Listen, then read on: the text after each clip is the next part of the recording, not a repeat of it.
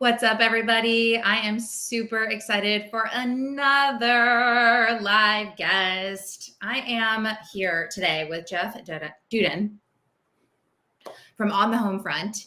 He is a total badass. What are you going to say? I mean, he is. He might have one of the top entrepreneurship posts, top 40 on Apple. We actually got up to 13 last week on Apple. Whoa! Yeah. So he really, and that's not even like what he really does, right? Like that's just more of giving. I'm going to let Jeff talk about his story because it will be better than me doing it.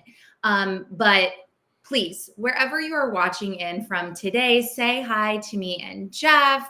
Write in the comments any questions. We will be sure to get to them afterwards. Love to know where people are watching or listening in from, whether you're live with us or, later on in the week, whatever it is. So with that, Jeff, thank you for being here. I would love for you to talk a little bit about how you got to a point where you have a top podcast, a ginormous company, franchising, you're an investor. You're involved in so many things. You have such a dynamic story. So can you give us a little bit of the background on how you became who you are today? Absolutely, Rachel. Thank you for having me on. Very excited. I've been looking forward to this, and everybody out there on LinkedIn.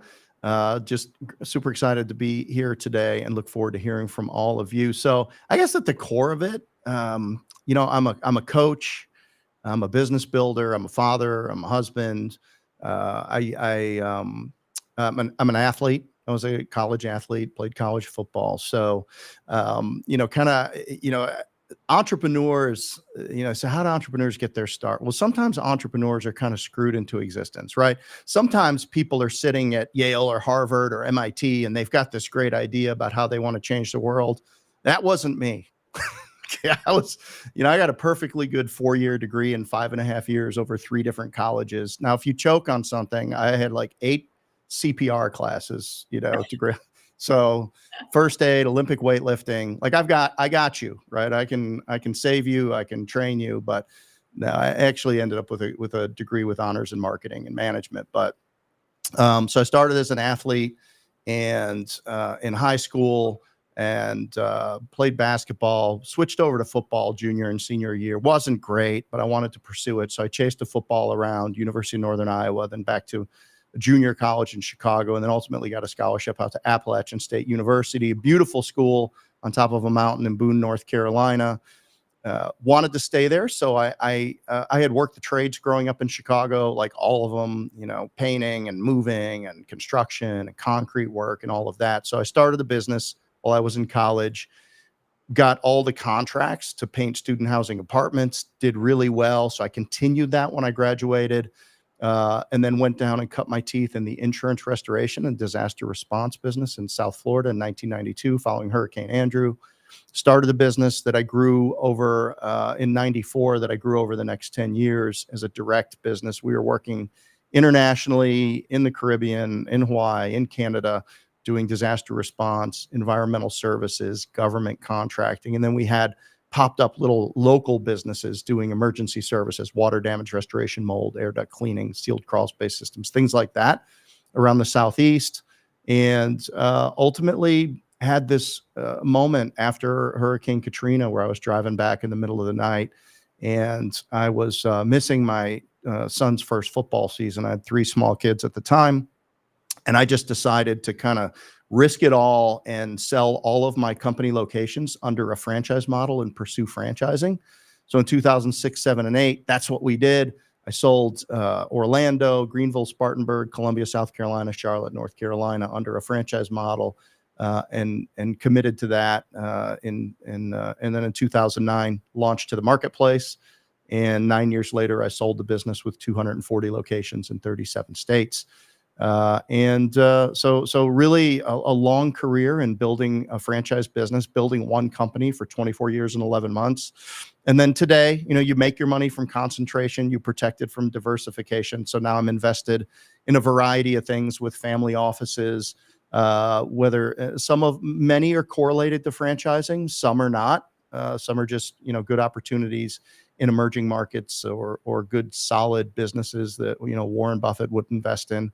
But really, 3 years ago, got back into franchising and created a concept called Homefront Brands that me and my family operate along with a great team of executives. We're one of the fastest growing franchise platforms in North America. It's property services, which is a very durable market. 100 million more people in this country. There's going to be no shortage of property services that need to be done: fences and kitchens and temporary walls and house wall, all of roofing and all of these things. It's going to be something that if we wanted to build something that was very durable, and that if families wanted to get into a business and do something meaningful that they could put their shoulder to and really work on and grow something, that there wouldn't be obsolescence. I like to say that you'll never find a Homefront Brands nestled comfortably between a Blockbuster and a Curves. There's going to be no shortage of it. And matter of fact, demand is increasing for these services. They have margin profiles that are attractive. They have durability that's attractive.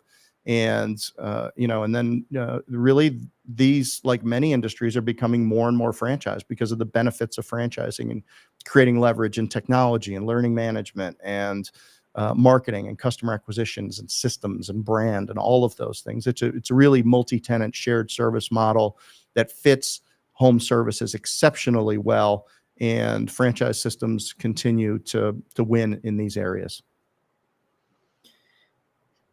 As you can see, Jeff's been doing this a bit of time. He knows what he's doing.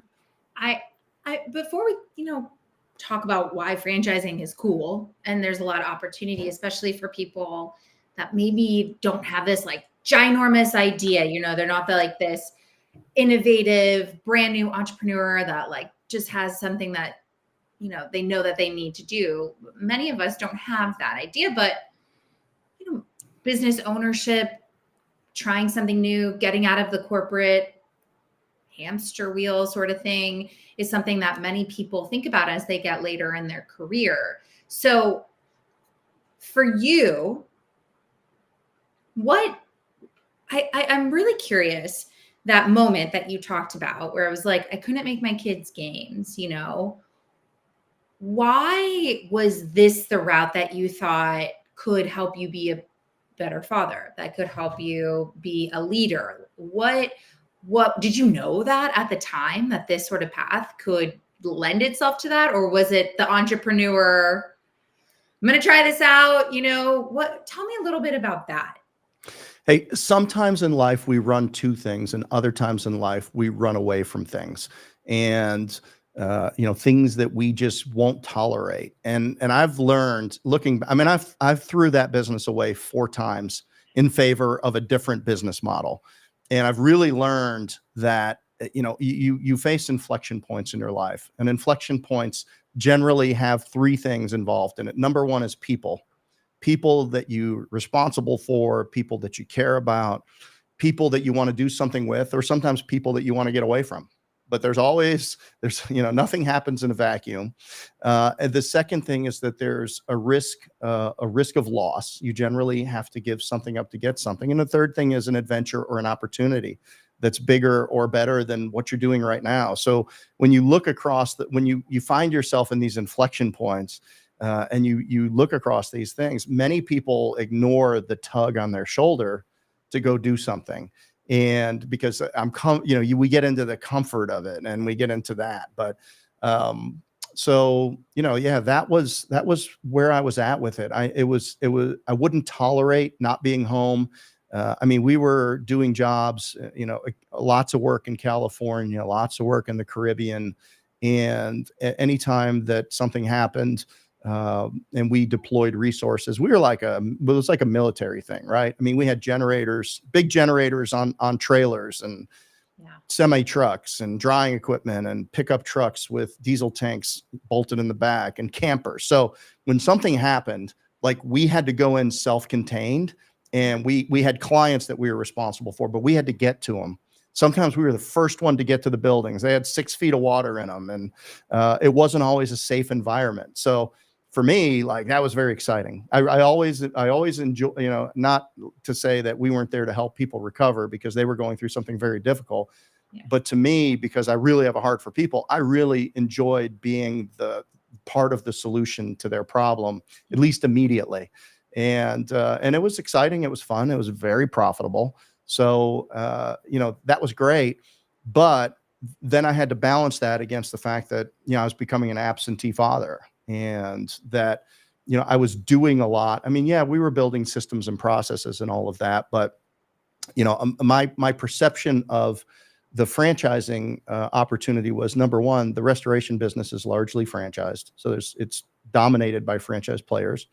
And then number two, it was something where I could take my bent for coaching and create tools and systems and processes and put a foundation in where other people could benefit from what I'd gone through and learn the business over, at that time, 10, over 10 years, and make a difference in their own lives and do it. And then inside of that, I would have a little bit more latitude and control over where I needed to be and what I needed to do. So, I ended up coaching over 30 seasons of my kids' sports because I was able to do it.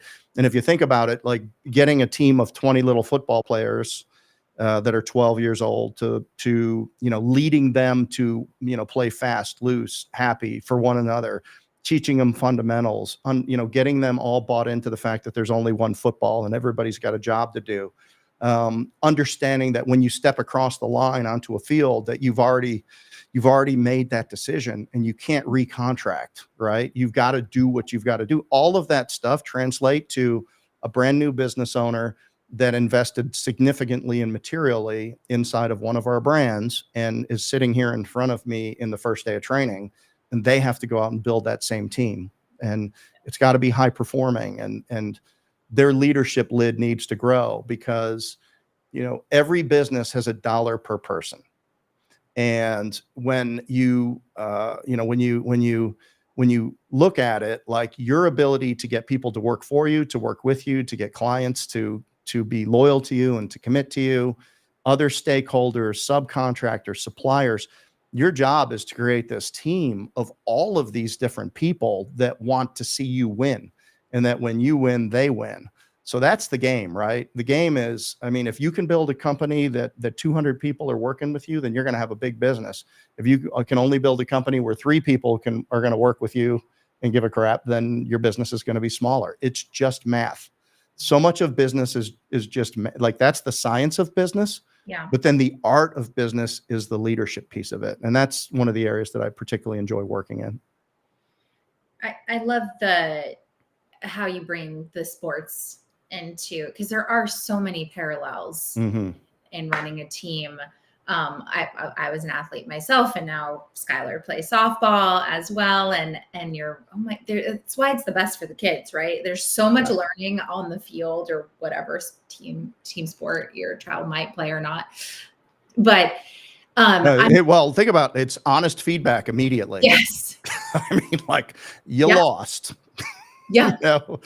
You failed, or you won, or this happened, but like it's a safe place for people to get hard, critical, immediate, honest feedback and take a little bit of pain and grow up a little bit. It's really important that we don't protect our young people from the lessons that sport can teach them.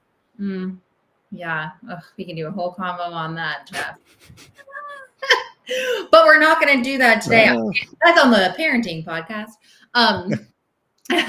So what do you think makes a really bad business owner and leader? Oh my gosh. Really? Yeah. You want me to go there? Yeah. I want you to tell me like three things. Let's say from your experience.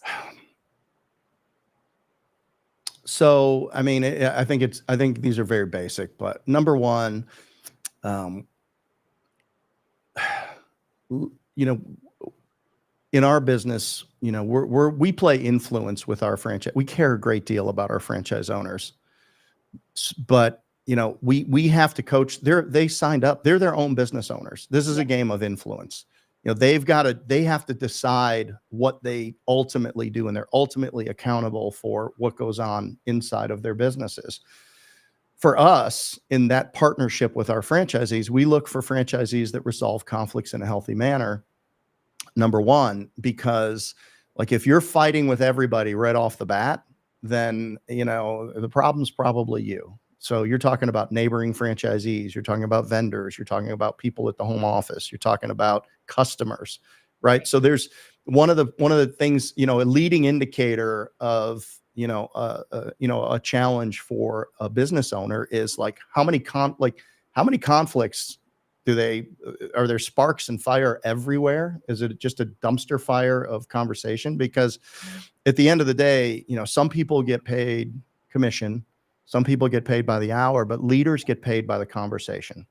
And Ooh, the good. there you go. Tweet that. X it. What? X that. We're gonna LinkedIn post that, okay, Jeff? Oh, sorry, LinkedIn. No, LinkedIn that. We don't. I don't even know that there is another platform, but look, and that is, it's your ability to, communicate with people in such a way that there's alignment and that people understand what winning is like. And then the other one is, the everyday leadership things, like can a business owner bring energy to the business? Do they truly live their values? Do they understand the importance of a North Star in terms of speaking a bold and powerful future into existence? Not one time, but 1,000 times. So people really understand, like, what are we building and why does it even matter? And how do we understand if we're making progress?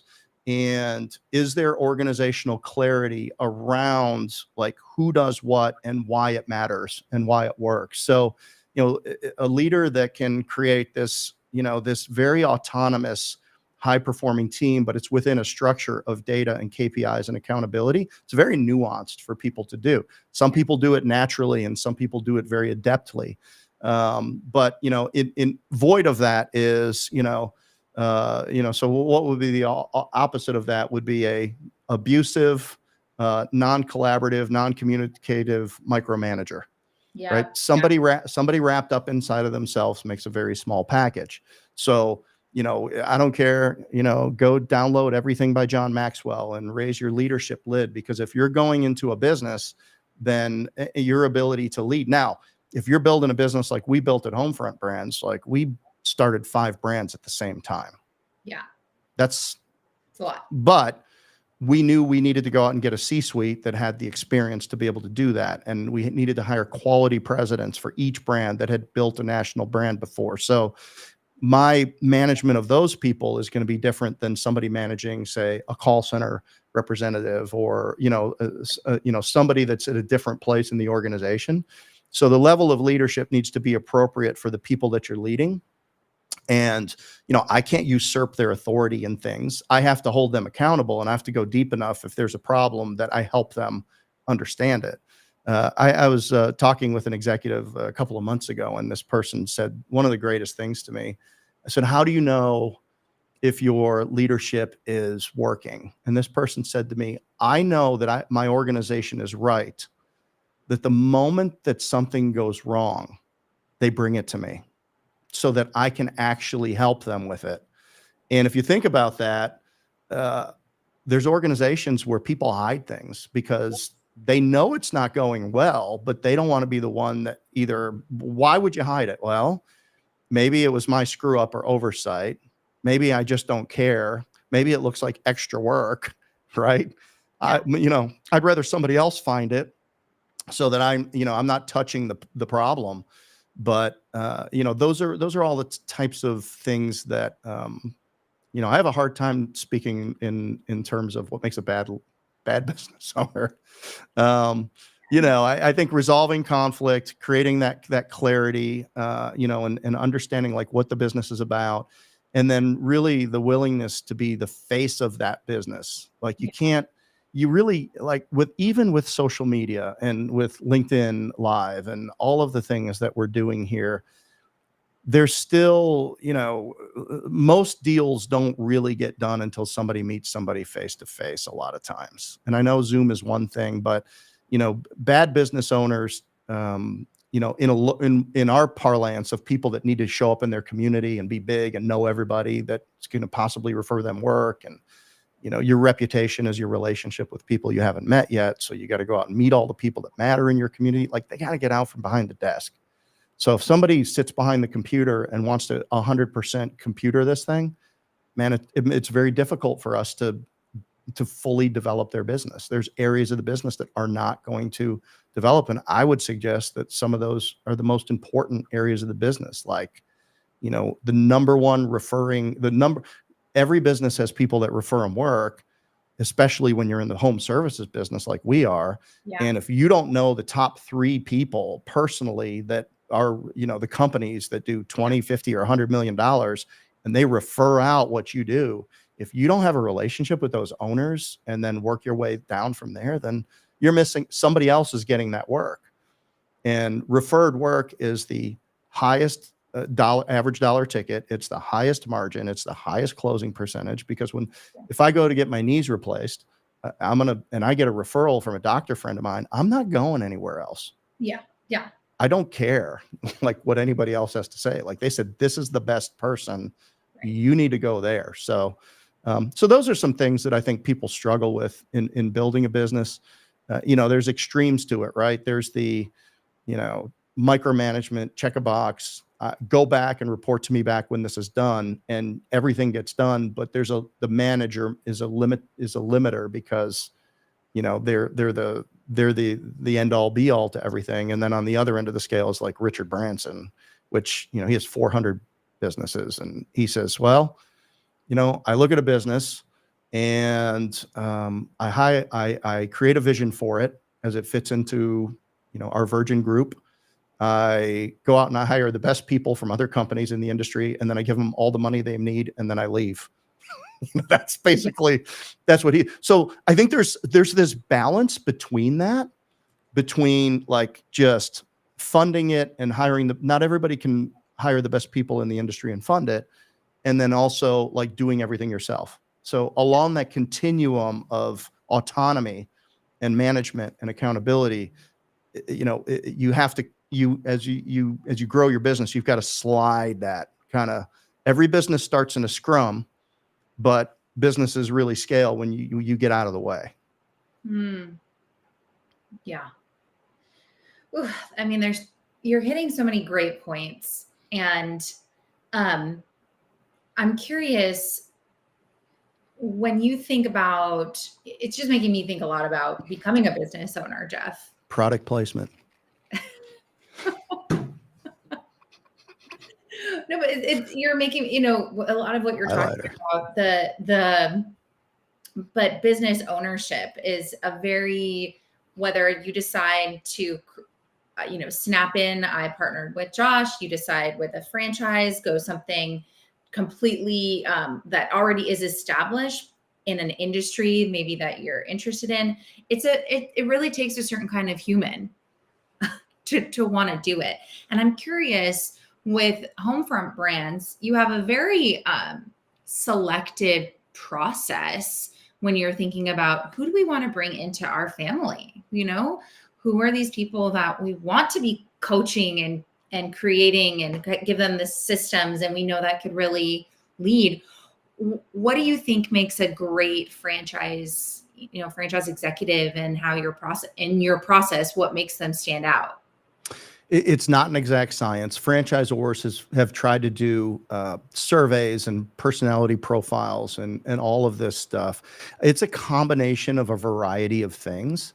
I mean, you want people that resolve conflicts in a healthy manner, but we also want people that challenge things. We want aggressive people. We want to have critical conversations, because, I mean, many of the great things that happen in franchise systems come right from the franchisees.